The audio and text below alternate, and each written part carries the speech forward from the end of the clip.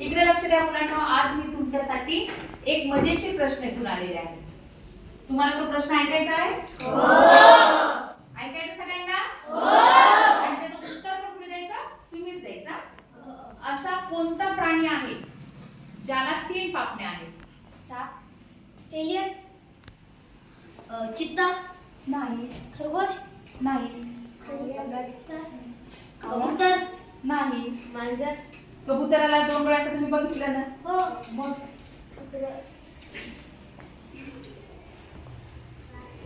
विचार करा, डोकं चालवा. चील, नाही. पोपट, वाघ, कासव, बरं, मी तुम्हाला सिंह, उंदीर. प्रश्न उत्तराच्या जवळ घेऊन जाते हा. तुम्हाला क्ल्यू देते, त्यानंतर तुम्हाला आठवेल सांगता येईल. वाळवंटामध्ये कोणता प्राणी राहतो? हा. वाळवंटाला दुसरा शब्द काय आहे? वाळवंटाला दुसरा शब्द रेगिस्तान. मग रेगिस्तान किंवा वाळवंटामध्ये राहणारा प्राणी कोणता? उंट. उंट. मग कोणाला 3 पापण्या असतात? उंट. उंट. परत तुम्हाला माहिती आहे उंटाला का 3 पापण्या असतात? कोणी सांगू शकेल? नाही. आता वाळवंटामध्ये सगळीकडे काय असते? धूळ. आणि अजून काय असते? वाळू. आता वाळवंटामध्ये जी वाळू किंवा धूळ वाऱ्याने उडते की नाही? उडणार ना. ते त्याच्यापासून रक्षण करण्यासाठी उंटाला 3री पापणी असते.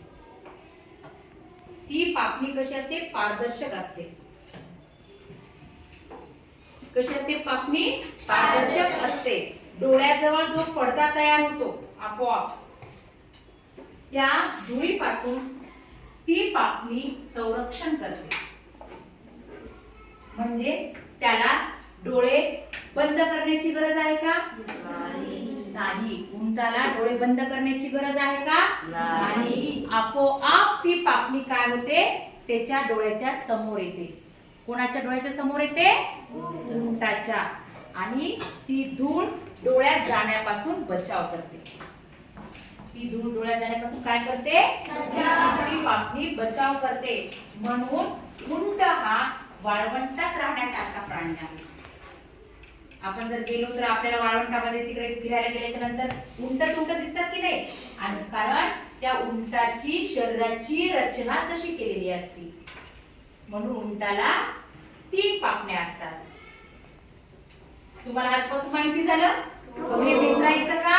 नाही. होता की नाही मजेशीर प्रश्न? हो.